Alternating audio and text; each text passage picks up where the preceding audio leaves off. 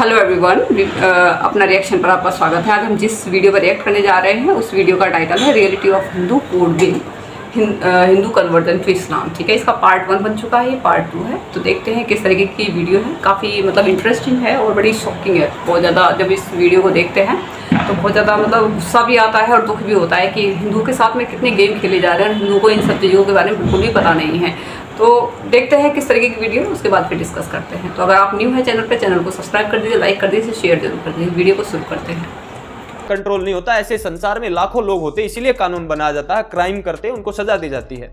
तो ये पुलिस से भागने का सबसे अच्छा तरीका था। अच्छा, जैसे ही इस्लाम धारण करते हैं तो पुलिस भी सलाम ठोकती है, कानून घुटने टेक देता है, क्योंकि इस्लाम वालों का अपना पर्सनल लॉ बोर्ड था, उनकी अपनी अदालतें अपने उनके अनुसार कार्य आगे बढ़ते थे। तो ये हिंदू मैरिज एक्ट नहीं था, ये हिंदू कन्वर्जन बिल का काम कर रहा था। धर्म परिवर्तन करके दूसरी शादी जब हिंदू कोई कर लेता था, इसमें एक और भयंकर अत्याचार हो रहा था। वो हो रहा था उस पहली शादी करने वाली महिला के साथ। इसमें एक कास्ट डिसेबिलिटीज रिमूवल एक्ट 1850 बना था। उसके बाद अमेंड होके वो कानून ऐसा था कि यदि कोई धर्म परिवर्तन कर रहा है उसके बाद भी पैतृक संपत्ति में उसका अधिकार रहेगा। तो जो हिंदू दूसरी शादी के चक्कर में इस्लाम धारण कर रहा था, वो साथ की साथ अपनी पैतृक संपत्ति को भी लेके जा रहा था। और वो दूसरी जो उसकी पत्नी बन रही थी, वो उसकी दूसरी पत्नी भी उसमें सम्मिलित थी, वो भी उसका अधिकार ले रही थी। तो पहली पत्नी के साथ ये भी अन्याय कि पैतृक संपत्ति भी लेके उड़ गया पति। अब जो उसकी संतान थी और वो स्वयं महिला थी, उसको बालक पालने में, पढ़ाने में, भोजन की व्यवस्था करने में कितने अत्याचारों का सामना करना पड़ा होगा, आप कल्पना कर सकते हो। आज से 30-35 साल पहले भारत देश में भोजन की व्यवस्था करनी कितनी कठिन थी। दोस्तों, 1955 में एक्ट आए थे और 1995 तक ये लगातार कन्वर्जन का गंदा खेल इस देश में चलता रहा। फिर एक सरला मुदगिल ने पेटिशन फाइल की सुप्रीम कोर्ट में, और सुप्रीम कोर्ट में जिसने सरला मुदगिल ने पेटिशन फाइल की थी, वो अपना एक एनजीओ चलाती थी, कल्याणी नाम से रजिस्टर्ड एनजीओ था। वो समस्या में पड़ी हुई महिलाएं और नीडी फैमिली जो होती थी उनके वेलफेयर के लिए काम करती थी। बहुत सारी चित्कारी आ रही थी हिंदू महिलाओं की, आदिवासी इलाकों से भी, गरीबों की भी। उस समय पर कोर्ट कचहरी से जाने से डरते थे लोग, आज भी डरते हैं। सोचो, सारी पब्लिक, अधिकांश लोग अनपढ़ हुआ करते थे। तो कितने केसेस हुए होंगे, कोई रिकॉर्ड मेंटेन नहीं कर सकता है उनका। आप सोच भी नहीं सकते, गिन भी नहीं सकते कितने लाख केस हुए होंगे। तभी तो 9.8% मुस्लिम आज 16-17% से ऊपर जा चुके हैं। ये ऑन रिकॉर्ड की बात है। अनऑफिशियल कितने आए हैं रोहिंग्या के रूप में और बांग्लादेशी शरणार्थी, उनकी गिनती नहीं है, काउंटिंग नहीं है। दोस्तों, सरला मुदगिल के केस में 10 मई 1995 को सुप्रीम कोर्ट की एक बेंच थी, जस्टिस कुलदीप सिंह के अंडर। कुलदीप सिंह की बेंच ने जो जजमेंट दिया उसकी मुख्य बातें मैं आपको बताता हूं। सुप्रीम कोर्ट के जजेस ने कहा कि हिंदू, सिख, बौद्ध और जैन, इन्होंने राष्ट्रीय एकता और एकीकरण के लिए अपनी भावनाओं का त्याग कर दिया, जबकि बाकी समुदाय ऐसा नहीं करेंगे। इसीलिए संविधान में कहे गए कॉमन सिविल कोड की ओर अब सरकार को बढ़ना चाहिए। दूसरी महत्वपूर्ण बात यह कही कि सरकार से हम रिक्वेस्ट करते हैं कि यूनिफॉर्म सिविल कोड बनाया जाए जो संविधान के आर्टिकल 44 में दिया गया है। और तीसरी महत्वपूर्ण बात यह कही गई सुप्रीम कोर्ट की ओर से कि बहुत सारे हिंदू इस्लाम धारण कर रहे हैं केवल और केवल पहली पत्नी और पहले विवाह से बचने के लिए, बाइगेमी से बचने के लिए। ऐसे बहुत सारे केस आ रहे, इसीलिए ये पेटिशंस आ रही है हमारे पास। तो इन केसेस को रोकने के लिए सरकार एक ऐसा धर्म परिवर्तन अधिनियम लाए और उसकी कमेटी बनाए जिसके द्वारा पहली शादी का तलाक होने से पहले कोई भी दूसरा विवाह ना कर पाए। पहले मामले में मीना माथुर नाम की एक महिला की शादी जितेंद्र माथुर से 1978 में हुई। इनके 3 बच्चे थे।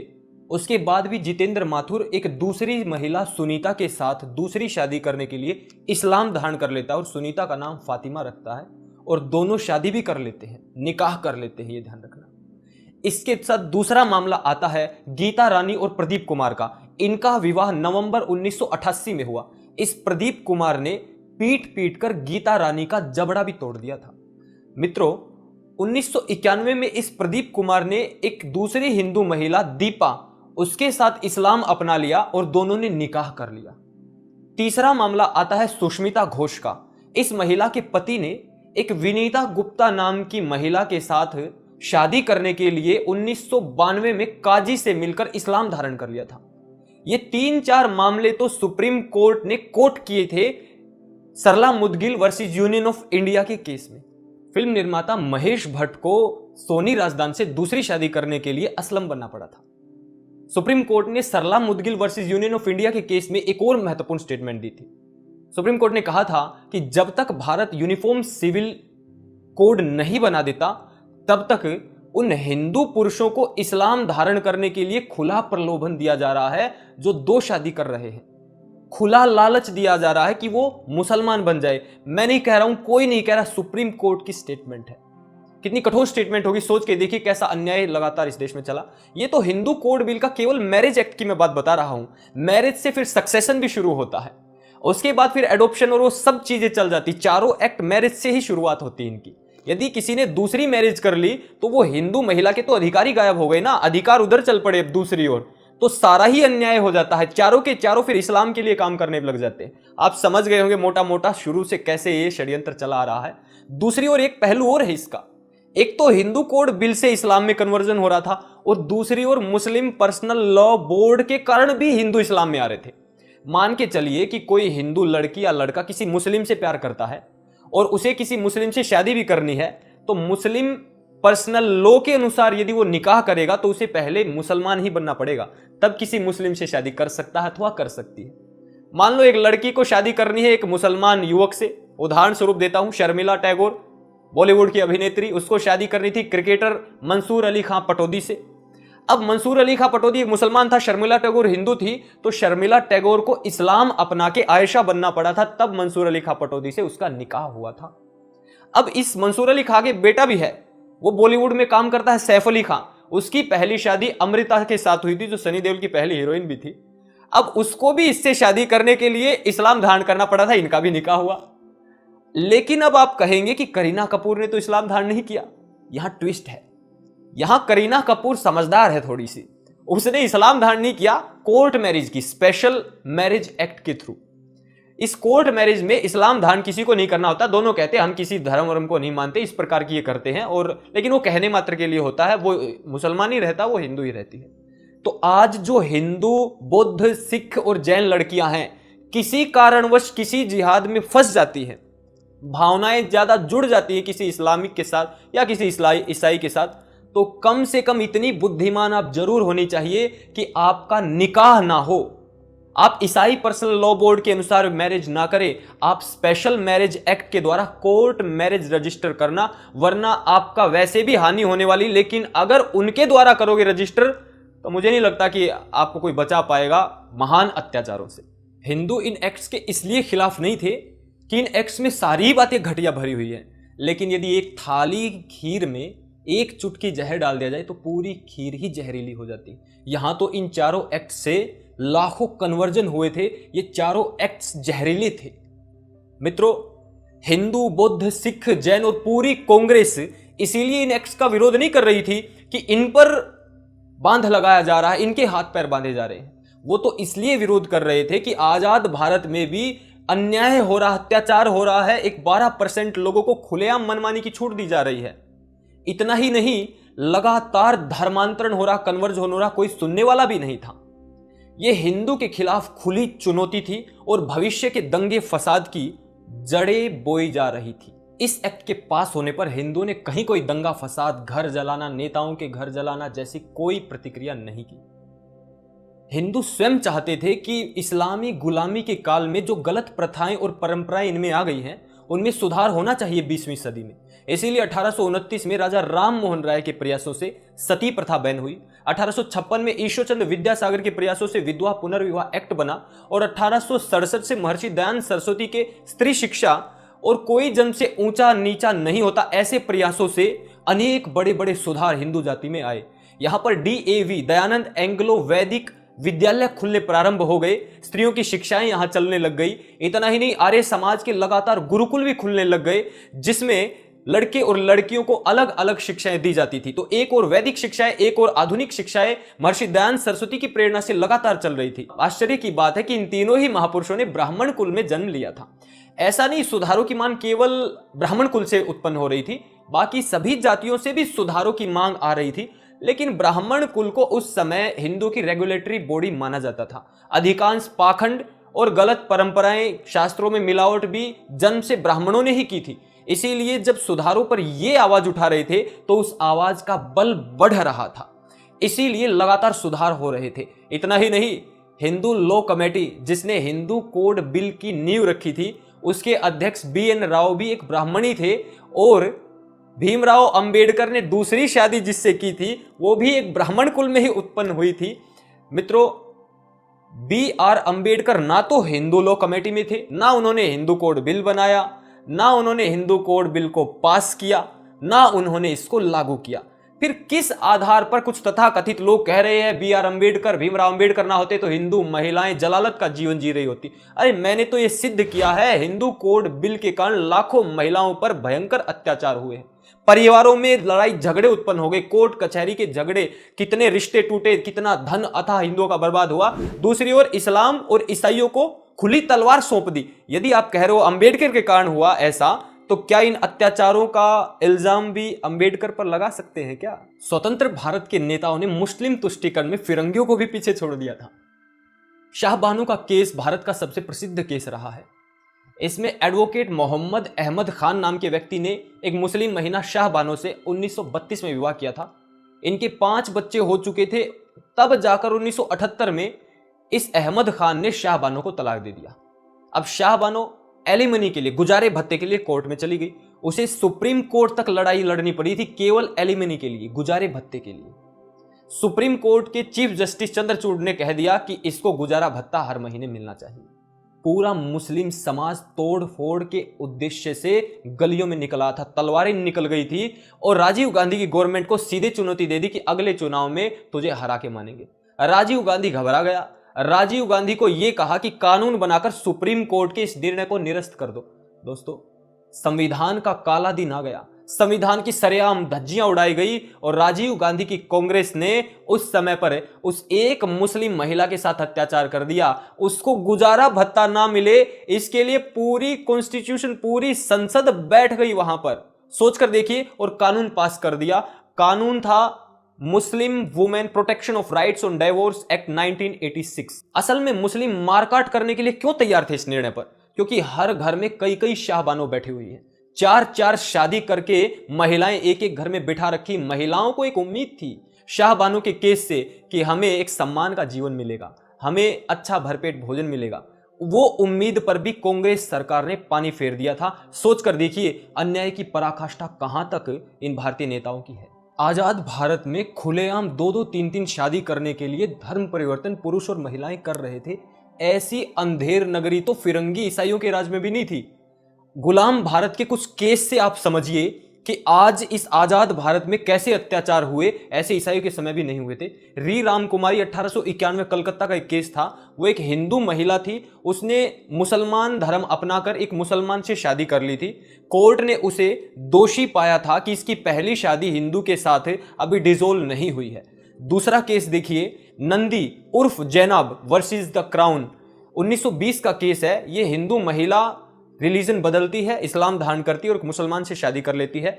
इसको भी इसी प्रकार से दंड दिया गया, दोषी पाया गया था। तीसरा केस देखिए, इसमें गुल मोहम्मद वर्सेस एम्परर 1947 का है। एक हिंदू वाइफ को धोखे से उठा लिया गया और उसका धर्म परिवर्तन किया गया, उससे शादी कर ली गई। इसमें भी दोषी को दंड दिया गया था। गुलाम भारत में भी 2-2, 3-3 शादियां पहली शादी के रहते यदि कोई करता था तो उसे दोषी दिया जाता था। यह देश आजाद वास्तव में नहीं हुआ था। सच में यदि हुआ था तो सोचिए कितनी भयंकर आजादी मिली थी। आजादी से पहले हिंदू महिलाओं को जोर जबरदस्ती से उठाकर शादी करना अथवा डरा धमकाकर शादी करना एक आम बात थी।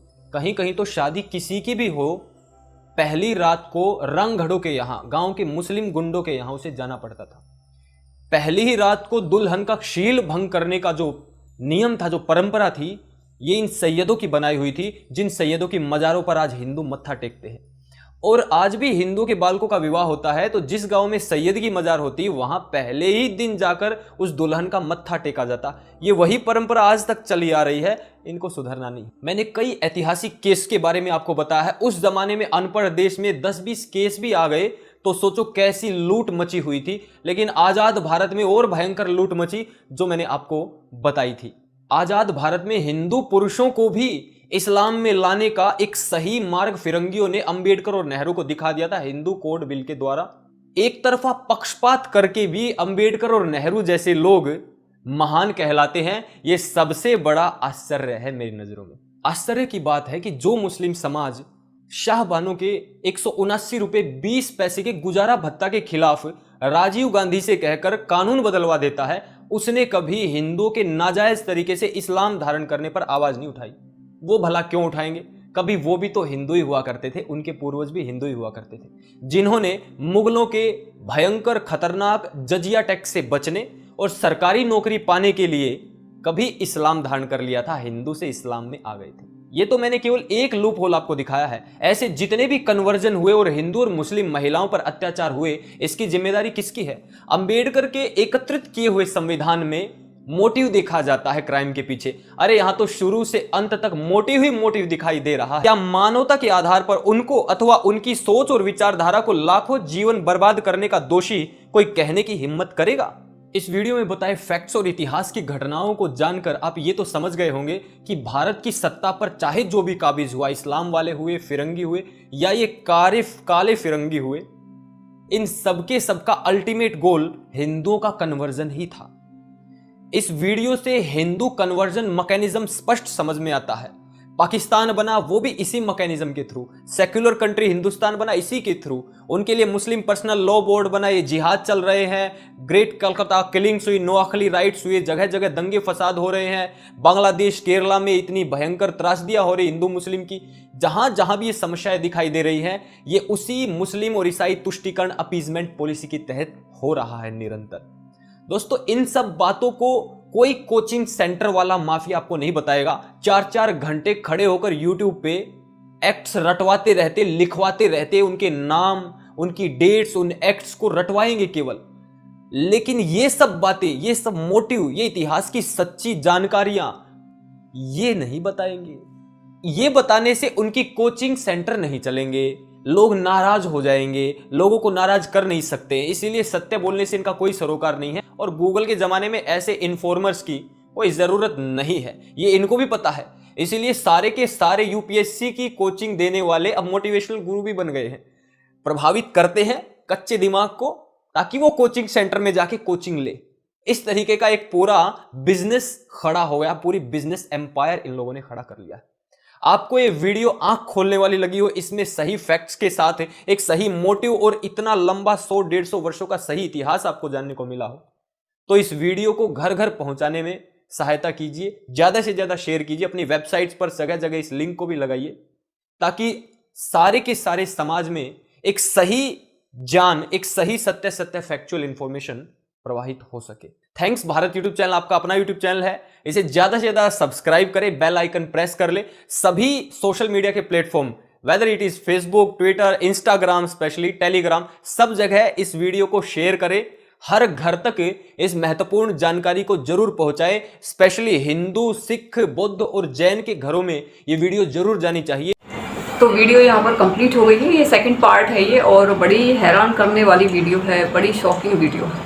बड़ा ही दुख होता है कि हिंदुओं के साथ में कितने बड़े बड़े षड्यंत्र किए गए, उनको मतलब कन्वर्ट करने के लिए क्या से क्या गए। मतलब शुरू से ही ये प्लानिंग चल रही है। हम तो सोच रहे थे कि आज़ाद हो गए, आज़ाद कुछ नहीं हुए थे, एक्चुअल में पहले से भी ज़्यादा बुरा हाल है। अब जैसे इन्होंने बताया कि जो फिरंगी टाइम, उसके टाइम पे भी थोड़ा बहुत कन्वर्जन रुका हुआ था। रीज़न क्या था? जैसे मान लो कोई हिंदू लेडीज़ है, उसने अगर मुस्लिम से शादी कर ली है, तो वो मानी नहीं जाती थी कि जब तक वहाँ से डिवोर्स नहीं हो जाएगा आप यहाँ पे नहीं कर सकते हैं। ऐसी एक मुस्लिम जो है एक लेडीज़ को ज़बरदस्ती उठा के ले गया, उससे शादी कर ली, तो वो वहाँ पर जब केस चला तो उसने मना कर दिया कि ये जब तक वहाँ से नहीं होगा तब तक यहाँ नहीं हो सकता। लेकिन अब तो पता नहीं क्या ही चल रहा है। और शाहबानो केस के बारे में जैसे इन्होंने बताया कि वहाँ पे क्या होता है कि कुछ 5 बच्चे हो गए थे उसके। 5 बच्चे होने के बाद में हस्बैंड ने छोड़ दिया, बूढ़ी हो गई थी वो। पता नहीं, एक तो लोगों के अंदर दया ही नहीं है। दया भी क्या है, वो जैसे पढ़ते हैं उस हिसाब से वो ट्रीट करते हैं, ठीक है, क्योंकि इंसान को इंसान ही नहीं समझा जाता।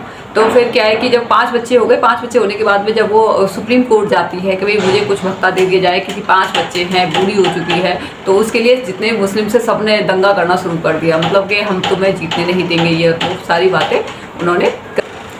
तो सभी ने उसका विरोध करना शुरू कर दिया, सिर्फ इसलिए क्योंकि उन्होंने धमकी दी थी और राजीव गांधी इस चीज़ से डर गए कि भाई आगे हो सकता है वोट ना मिले, और उन्होंने जो है इस चीज़ को बिल को मतलब उसकी जो अर्जी थी उसको खारिज कर दिया, नहीं सुना।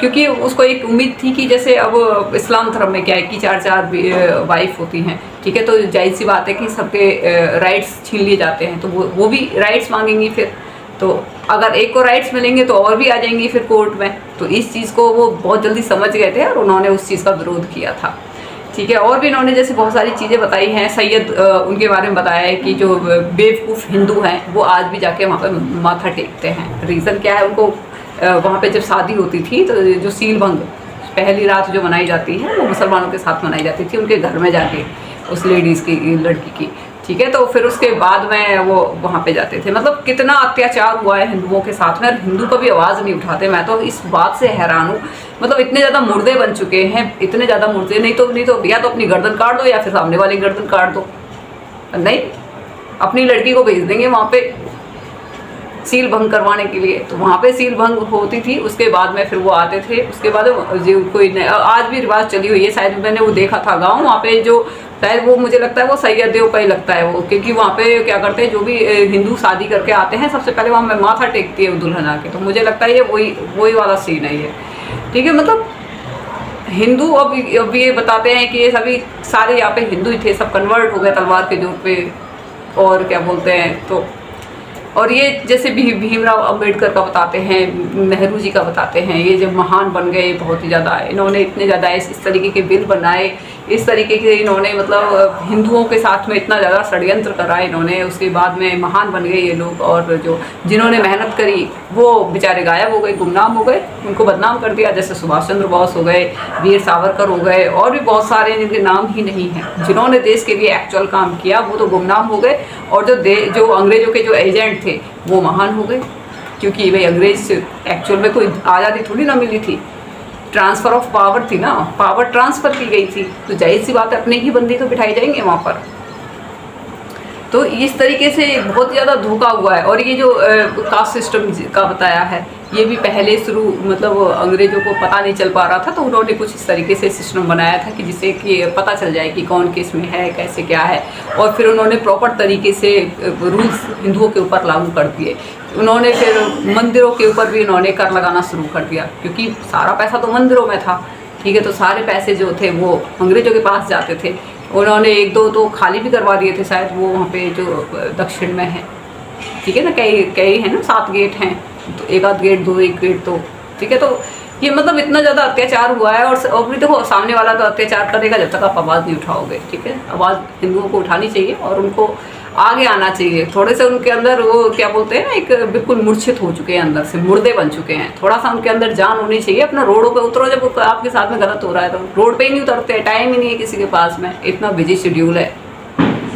तो ये कहीं ना कहीं अगर नहीं है आपके बस की उतरना, तो अपने इस तरीके के बंदे हों जो पैसे दो, जिससे कि जो लोग काम करें, जो कि हिंदुइज्म के लिए काम करें, उनको उनकी हेल्प करो। वो भी नहीं करेंगे, पैसे नहीं दे दें, बिल्कुल भी पैसे भी नहीं देंगे, किसी को हेल्प भी नहीं करेंगे, और आप खुद भी नहीं उतरेंगे, अपने राइट्स के लिए भी नहीं लड़ेंगे, बस ऐसे ही मरते रहेंगे, ऐसे ही घिसते रहेंगे, ठीक है ना। तो ये बड़ा ही अफसोसजनक वीडियो है और बड़ा ही दुख होता है इस तरीके की वीडियोस देख देख के, और आंखें भी खुल जाती हैं, ठीक है। और जितना हो सकता है आप इसे शेयर कीजिएगा, ठीक है, अगर आप वाकई में सराहनीय हैं, और नहीं है तो कोई ज़रूरत ही नहीं है, ठीक है। तो अगर आपको रिएक्शन पसंद आया हो तो आप चैनल को सब्सक्राइब कर दीजिएगा, लाइक कर दीजिए, शेयर कर दीजिएगा। Good bye.